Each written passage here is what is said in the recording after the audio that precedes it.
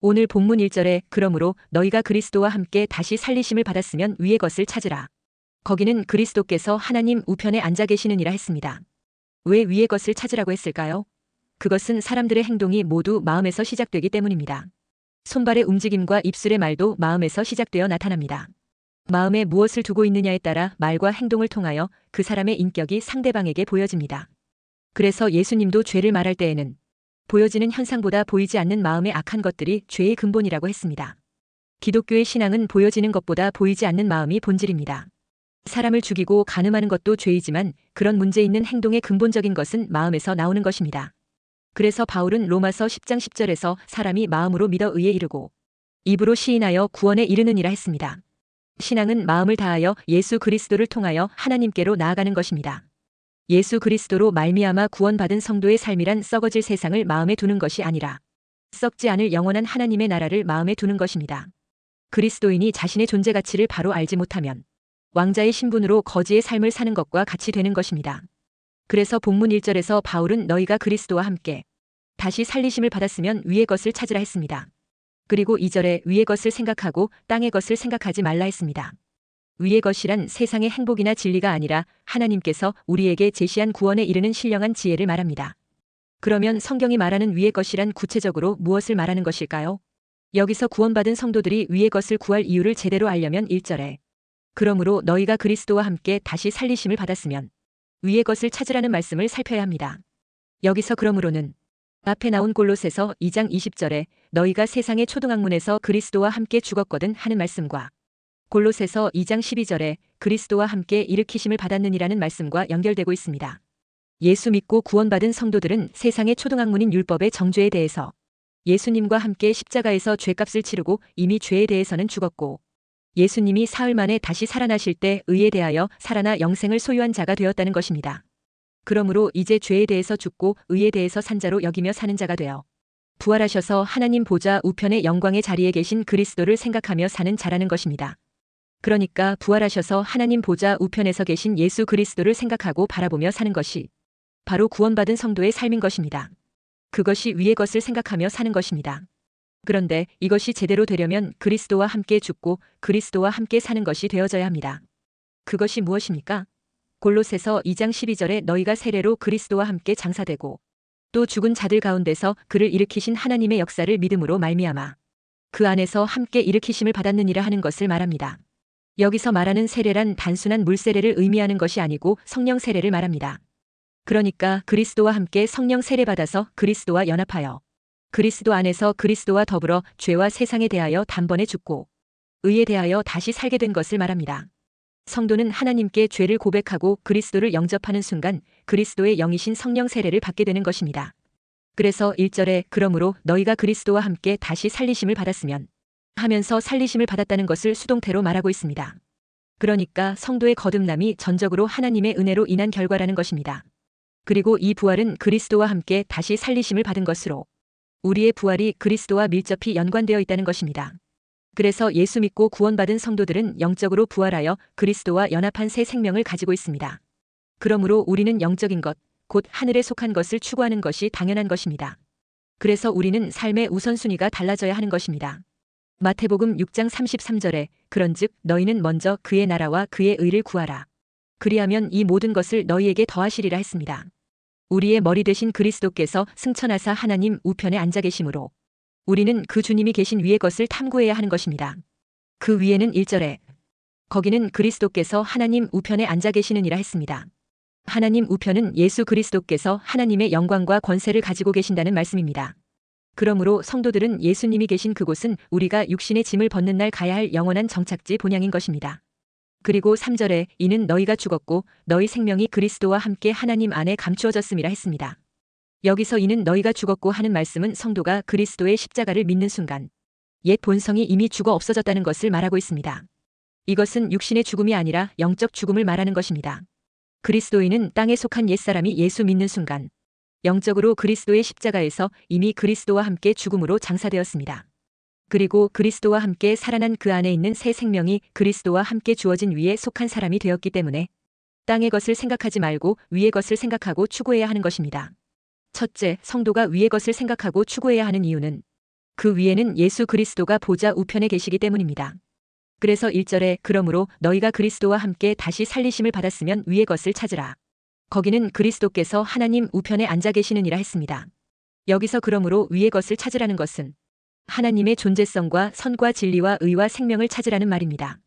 우리가 세상에서 땅에 발을 붙이고 살지만 이 세상에 속하지 않고 하늘에 속한 하늘의 시민권을 가진 자이기 때문입니다. 빌립보서 3장 20절에 그러나 우리의 시민권은 하늘에 있는지라 거기로부터 구원하는 자 곧 주 예수 그리스도를 기다리노니 했습니다.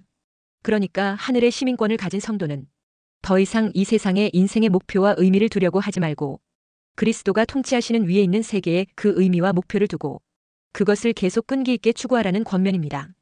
그리고 2절에는 위의 것을 생각하고 땅의 것을 생각하지 말라 했습니다. 이것은 땅의 것에 대해 완전히 생각을 끊으라는 말은 아닙니다. 고린도전서 5장 10절에 이 말은 이 세상에 음행하는 자들이나 탐하는 자들이나 속여 빼앗는 자들이나 우상 숭배하는 자들을 도무지 사귀지 말라 하는 것이 아니니 만일 그리하려면 너희가 세상 밖으로 나가야 할 것이라 했습니다. 성도들은 완전한 하늘나라에 가기까지는 땅의 것을 필요로 하는 존재입니다. 따라서 바울이 말하고자 하는 것은 땅의 것을 목적으로 삼지 말라는 것이지 땅의 것을 완전히 포기하여 염세주의나 극단적인 금욕주의의 생활을 하라는 것은 아니라는 것입니다. 그러므로 2절에 위의 것을 생각하고 땅의 것을 생각하지 말라는 바울의 권면은 땅의 것에 집착하게 가르치는 거짓 교사의 가르침을 배격하라는 것입니다. 왜냐하면 빌립보서 3장 19절에 그들의 마침은 멸망이요 그들의 신은 배요 그 영광은 그들의 부끄러움에 있고 땅의 일을 생각하는 자라 했기 때문입니다. 그러나 하늘의 시민권을 가진 하늘에 속한 성도들은 그 생의 의미와 목표를 이 세상에 두지 않고 하나님의 뜻과 하나님 나라를 지향하라는 권면입니다. 고린도전서 15장 48절 49절에 무릇 흙에 속한 자들은 저 흙에 속한 자와 같고 무릇 하늘에 속한 자들은 저 하늘에 속한 이와 같으니 우리가 흙에 속한 자의 형상을 입은 것 같이 또한 하늘에 속한 이의 형상을 입으리라 했습니다. 그러니까 하늘에 속한 성도들은 일시적이고 낮은 땅의 차원의 것에 소망을 두지 말고 부활하신 그리스도의 시각으로 그리스도와 함께 산 생명을 가진 자의 관점에서 모든 것을 판단하라는 것입니다. 그런 의미에서 3절에 이는 너희가 죽었고 너희 생명이 그리스도와 함께 하나님 안에 감추어졌음이라 했습니다. 예수님은 지금 위에 있는 하늘 보좌 우편에 계십니다. 그래서 1절에 거기는 그리스도께서 하나님 우편에 앉아 계시느니라 했습니다. 우리는 예수님으로 말미암아 죄와 사망에서 다시 살리심을 받은 사람들입니다. 그렇기 때문에 예수님과의 바른 관계가 없이는 이 새롭게 받은 생명을 누릴 수가 없는 것입니다. 이 새 생명은 예수 그리스도를 통해 공급되기 때문입니다. 또한 이 새 생명은 예수님과의 바른 관계를 통해 공급되는 것입니다. 지금 골로새 교회 성도들은 예수님을 영접하고 새로운 생명을 얻었습니다. 그러나 위에 있는 것을 추구하지 못했기 때문에 세상적인 것, 율법적인 것, 육체적인 것들만 추구하게 하는 거짓 교사의 미혹에 빠진 것이었습니다. 그래서 구원받은 성도는 예수님과 연합하고 교제할 때 하나님의 임재 안에서 진정한 자유를 누릴 수 있다는 사실을 일깨워주고 있는 것입니다. 그러므로 위에 있는 것을 찾는다는 것은 날마다 예수님을 붙잡는 것입니다. 위의 것을 찾는다는 것이 실체를 알 수 없는 공허한 것을 추구한다든지 어떤 신비한 것을 찾는 것이 아니라 위에 계시면서 지금도 살아계시며 하나님 우편에 앉으신 예수님을 추구한다는 뜻입니다. 이 예수님이 어떤 분이십니까? 예수님은 하나님의 우편에 계시면서 하나님으로부터 전권을 위임받은 자리에 계시는 분이십니다. 예수님은 하나님의 우편에 계신 주권자이시고 통치자이시기 때문에 우리는 오직 그분에게만 관심과 순종과 충성을 다해야 하는 것입니다. 그래서 바울은 빌립보서 1장 21절에 이는 내게 사는 것이 그리스도니 죽는 것도 유익함이라라고 고백했습니다. 내가 살려고 하는 것이 아니라 내 안에 계신 그리스도의 생명으로 살아가는 우리들은 이 세상에서 예수 그리스도께서 다스리시는 것과 관계된 일들에 관심을 기울여야 합니다. 우리 모두는 예수님이 다시 살리신 사람으로서 예수님과 더불어 살아야 하는 자들입니다. 그러므로 우리는 넘어져도 예수님, 일어서도 예수님을 구하는 성도들이 되기를 원해야 합니다. 둘째, 성도가 위의 것을 생각하고 추구해야 하는 이유는 위에는 영원한 생명이 있기 때문입니다. 우리들이 위에 있는 것을 찾으며 위에 있는 것을 생각해야 하는 이유는 영원한 생명이 위에 계신 하나님께 있기 때문입니다. 본문 3절에 이는 너희가 죽었고 너희 생명이 그리스도와 함께 하나님 안에 감추어졌음이라 했습니다. 이 말은 우리의 영원하고 참된 생명은 오직 예수 그리스도를 통하여 하나님께서 주시는 것이라는 의미입니다. 그러므로 우리들은 삶의 의미와 목적을 세상에서 찾을 것이 아니라 위에 계신 하나님으로부터 찾아야 한다는 것입니다. 여기에서 우리의 진정한 생명은 하나님 안에 감추어져 있다고 했습니다. 그러면 지금 우리가 살고 있는 생명은 무엇입니까? 이 생명은 바로 우리의 육체적인 생명입니다. 이 생명은 영원하고 진정한 생명이 아니라 일시적이고 지나가는 생명이 되는 것입니다. 이 땅의 생명의 특징은 영원한 것이 없다는 것입니다. 어떤 목사님이 설교 중에 성도들에게 질문을 했습니다. 여러분 중에 미워하는 사람이 하나도 없으신 분 손들어 보시기 바랍니다. 그러자 아무 반응이 없었습니다. 다시 큰 소리로 한 번 더 물어보았습니다. 여러분 중에 미워하는 사람이 하나도 없으신 분 손들어 보시기 바랍니다. 그러자 그 교회에서 제일 나이가 많은 할아버지 한 분이 손을 번쩍 들었습니다. 목사님은 할아버지가 혹시 손을 잘못 들었는가 싶어서 다시 물어보았습니다. 성도님은 미워하는 사람이 정말로 단 한 사람도 없습니까? 그러자 할아버지가 말했습니다. 있기야 있었는데 그런데 지금은 다 죽고 없어요. 그렇습니다. 땅에서는 영원한 것이 없습니다. 사랑하는 것도 미워하는 것도 지금 생명에서는 영원한 것이 단 하나도 없습니다. 내가 지금 가진 생명 중에 영원한 것이 있습니까? 없습니다. 오로지 영원한 생명은 하나님께 있는 것입니다. 영원한 기쁨, 영원한 만족, 영원한 찬송, 영원한 사랑은 위에 계신 하나님께 있습니다. 바로 하나님 안에 모든 영원한 것들이 감추어져 있는 것입니다. 그러므로 우리는 일시적이고 지나가는 생명을 사는 동안 이 영원한 생명을 추구해야 하는 것입니다. 지나가는 것에 애착을 가지면 분노와 슬픔만 남을 뿐입니다. 것은 지나가는 대로 두고 여러분들은 다가오는 영원한 생명을 기대하고 준비하며 살아가는 성도들이 되시기를 축원합니다. 성도가 위에 있는 것을 찾아야 하는 중요한 이유는 세상에서 귀한 것은 모두 위로부터 오기 때문입니다. 만나가 하늘로부터 내려왔습니다. 우리의 생명이 위로부터 주어졌습니다. 헐몬산의 이슬이 위로부터 밤사이에 내립니다. 주님도 저 위에 있는 하늘로부터 오셨습니다. 주님의 재림도 저 위로부터 오실 것입니다. 그래서 존슨 오토만은 저 높은 곳을 향하여 날마다 나아갑니다라고 노래했습니다. 시편 121편 1절 2절에 내가 산을 향하여 눈을 들리라 나의 도움이 어디서 올까? 나의 도움은 천지를 지으신 여호와에게서로다 했습니다. 그러니까 인생의 모든 근본적인 도움은 저 높은 곳으로부터 옵니다. 사람은 짐승과 다른 점이 있습니다. 그러니까 사람은 저 위를 보고 살고 짐승은 아래를 보고 산다는 점입니다. 그러므로 사람이 짐승처럼 땅의 것만 바라보며 사는 것은 옳은 자세가 아닌 것입니다. 적어도 사람은 하나님의 형상으로 지어졌기 때문에 물질보다 정신적이고 영적인 만족을 추구하는 존재라는 것을 알아야 합니다. 그렇기에 사람은 오늘 하루보다 미래를 중시합니다. 미래를 위해서 오늘 수고하고 고통도 이겨나갑니다. 그렇기 때문에 물질보다 정신에 더 비중을 두고 저 높은 곳에 뜻을 두고 살아가는 존재인 것입니다. 그래서 결국 사람은 좀 더 고차원적으로 무엇을 위해 살아가야 하는지, 그리고 육신을 뛰어넘어 영적으로 무엇을 추구해야 하는지, 이런 고차원적인 질문에 대한 답을 찾아야 하는 존재인 것입니다. 그래서 하나님의 형상대로 지음받은 인간은 땅의 것이 아니라 위의 것을 추구하며 살아야 합니다. 그렇기에 저 높은 곳인 본문 1절에 위의 것을 찾으며 살아가야 합니다. 왜냐하면 고상하고 고차원적인 답은 위에서부터 오기 때문입니다. 그래서 1절에 거기는 그리스도께서 하나님 우편에 앉아 계시느니라 했습니다. 그러니까 길이 거기에 있다는 것입니다. 예수님은 자신을 가리켜서 요한복음 14장 6절에 내가 곧 길이요 진리요 생명이니 나로 말미암지 않고는 아버지께로 올 자가 없느니라 했습니다. 모든 인생의 궁극적인 길과 진리와 생명은 예수님으로부터 주어지는 것입니다.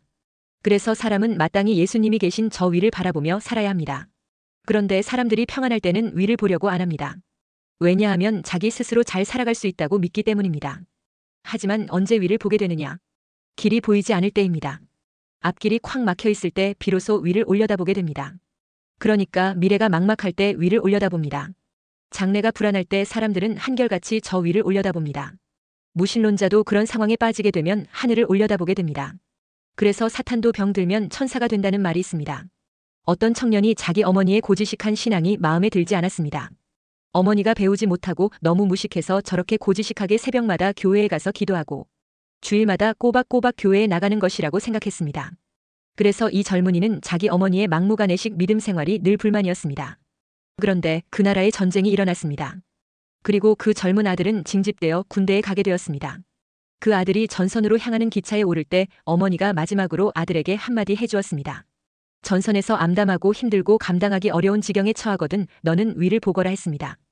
그런데 그 아들은 어머니의 말을 한 귀로 듣고 한 귀로 흘려버리고 전선을 향해 떠나갔습니다. 그런데 이 잘난 아들이 전선에서 작전 중에 적진에서 퇴각하다가 홀로 나고자가 되어버렸습니다. 그러다 적진 깊숙한 곳에서 혼자가 되었습니다. 이제는 방법이 없었습니다. 앞이 캄캄했습니다. 지금 자기가 위치해 있는 곳이 어디인지 방향조차 모를 만큼 혼돈 속에 빠져버리고 말았습니다. 그때 이 젊은이 마음속에 그 무지하고 고지식하기만 했던 어머니가 생각났습니다. 그리고 기차를 탈 때 마지막으로 전해주시던 어머니의 한마디 말씀이 생각났습니다. 전선에서 암담하고 힘들고 감당하기 어려운 지경에 처하거든 너는 위를 보거라. 그때 이 젊은이는 일생 처음으로 가장 진솔하고 진심 어린 마음으로 위를 바라보면서 기도를 하게 되었습니다. 이 젊은이는 자신도 모르게 절박한 기도를 드리게 된 것입니다. 나를 살려주세요. 나를 구원해주세요. 나를 기억해주세요 했습니다. 일생 처음으로 그렇게 진실하고 간절한 마음으로 기도를 드리게 된 것입니다. 그동안 유치한 어머니 신앙을 비웃었는데 막상 공경에 처해보니 오직 길은 저 위로부터 주어진다는 것을 비로소 뼈저리게 알게 된 것입니다. 그래서 위를 바라보고 간절히 기도했는데 그 이후 극적으로 구조대에 의해 발견되어 구조되었다고 합니다. 이렇게 인간이 큰 공경에 빠지게 되면 인간의 능력이 한없이 나약하다는 것을 절실히 깨달을 때가 있습니다. 평상시에는 자신의 능력을 믿고 여유를 가지고 큰 소리치며 살아가고 있습니다. 그러나 시편 2편 4절에 하늘에 계신 이가 웃으시며 주께서 그들을 비웃으시리로다 했습니다. 이 세상의 궁극적인 길은 저 위로부터 주어집니다. 그러므로 우리는 이 같은 사실을 인정하고 전능자 예수 그리스도 앞에서 진실되게 나의 도움이 되십니다 하고 간절히 구할 수 있어야 합니다. 마태복음 7장 7절 8절에 구하라 그리하면 너희에게 주실 것이요 찾으라 그리하면 찾아낼 것이요 문을 두드리라 그리하면 너희에게 열릴 것이니 구하는 이마다 받을 것이요 찾는 이는 찾아낼 것이요 두드리는 이에게는 열릴 것이니라 했습니다. 셋째, 성도가 위의 것을 생각하고 추구해야 하는 이유는 위의 것을 사모하는 자에게 영광의 자리에 함께 앉게 해주시는 복을 주기 때문입니다. 4절에 우리 생명이신 그리스도께서 나타나실 그때에 너희도 그와 함께 영광 중에 나타나리라 했습니다. 종말론적인 말씀입니다. 예수님께서 재림하실 때 영광 중에 나타나게 된다고 했습니다. 우리가 지금 이 자리에 있지만 언젠가는 죽을 것이고 하나님 앞에 설 것입니다. 예수님께서 온 세상을 심판하기 위해 재림하실 때 결국 우리는 그 앞에 서게 될 것입니다. 예수 믿는 사람은 예수님과 함께 죽고 예수님과 함께 사는 사람들입니다.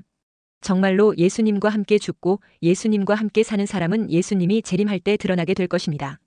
세상 사는 동안에는 예수님 안에 그 생명이 감추어져 있어서 잘 보이지 않는 것 같지만 훗날 예수님이 재림하시게 되면 참 생명이 있는 사람과 그렇지 않는 사람이 드러나게 되는 것입니다. 진짜와 가짜 알곡과 가라지. 예수님의 생명이 있는 자와 없는 자가 주님 재림 앞에서 확연하게 드러나게 되는 것입니다. 그때 감추어졌던 그리스도 안에 주어진 그 영광이 우리에게 나타나게 되는 것입니다. 그래서 예수 믿는 사람들은 예수님께서 나타나실 때, 즉 재림의 때 영광스런 그때를 기다리고 준비하면서 사는 사람들입니다.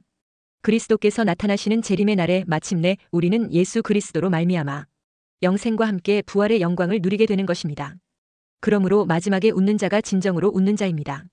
아무리 즐겁고 행복했다고 해도 마지막이 불행하다면 그는 불행한 인생이 되는 것입니다. 과거가 아무리 화려하고 멋진 삶을 살았어도 마지막이 비참하다면 그는 비참한 인생입니다. 신앙은 마지막을 화려하게 만들어줍니다. 마지막 심판대 앞에서 주님과 함께 영광을 누리는 것이 우리가 추구하는 참된 신앙입니다.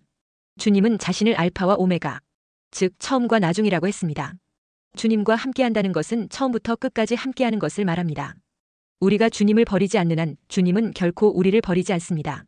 주님은 제자들에게 마태복음 28장 20절에 볼지어다 내가 세상 끝날까지 너희와 항상 함께 있으리라 했습니다.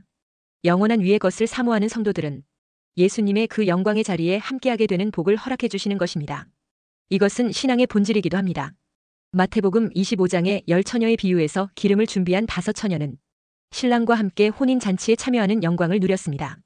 그러나 기름을 준비하지 못한 5처녀들은 혼인잔치에 들어가지 못했습니다. 똑같이 신랑을 기다렸지만 영광을 누린 사람과 누리지 못한 사람으로 구분되고 말았습니다. 그 원인은 위의 것을 사모하는 준비된 신앙과 그렇지 못한 것에서 갈라집니다. 그러므로 참된 신앙은 위의 것을 찾으며 사모하는 신앙입니다. 위의 것을 찾으며 사모하는 신앙은 결국 하나님의 영광을 추구하는 삶입니다. 우리의 육체가 마음의 생각에 따라 움직여지는 것처럼 우리 중심에 있는 인생의 진정한 가치는 인생의 방향을 결정해 줍니다. 예수 그리스도는 우리에게 인생의 진정한 가치입니다. 세상의 그 무엇으로도 비교할 수 없는 귀하고 값진 보화입니다. 보화를 발견한 농부가 자신의 모든 것을 투자하여 보화가 숨겨진 밭을 산 것처럼 우리도 예수님 안에 있는 그 보화를 발견하는 영안이 열려야 합니다. 어떤 사람이 오래된 바이올린을 헐값에 고물상에 팔았습니다. 그런데 유명한 바이올린 연주자가 우연히 고물상에서 그것을 발견했는데 보니까 유명한 수제품이었습니다. 그래서 그는 그것을 싼 값에 사서 수리하여 비싼 가치의 바이올린으로 변모시켰습니다. 이와 같이 보화는 그것을 아는 자만이 만날 수 있습니다. 그래서 마태복음 7장 6절에 거룩한 것을 개에게 주지 말며 너희 진주를 돼지 앞에 던지지 말라. 그들이 그것을 발로 밟고 돌이켜 너희를 찢어 상하게 할까 염려하라 했습니다. 하나님의 보화는 아무에게나 주어지지 않습니다. 그 보화는 위의 것을 찾고 사모하는 자에게 주어지는 것입니다. 주의를 지키고 예배를 소중하게 생각하며 예수 그리스도가 보배라는 진실을 아는 사람에게 세상이 볼 수 없는 귀한 보화가 주어지는 것입니다. 그리스도가 보화인 것을 발견한 사람만이 주님과 함께 영광의 보좌에 앉게 되는 특권과 권세가 주어지는 것입니다. 우리의 인생은 일하고 먹고 즐기다가 끝나는 삶이 아닙니다. 하나님을 찾고 사모하는 자가 가치 있는 삶을 누리며 그리스도로 말미암아 구원의 감격과 진정한 행복을 누리는 비밀을 알게 됩니다. 그리고 결국에는 위에 계신 그리스도와 함께 영광의 자리로 나아가는 복된 인생이 되는 것입니다. 이 같은 복을 누리는 축복의 사람이 되시기를 주의 이름으로 축원합니다.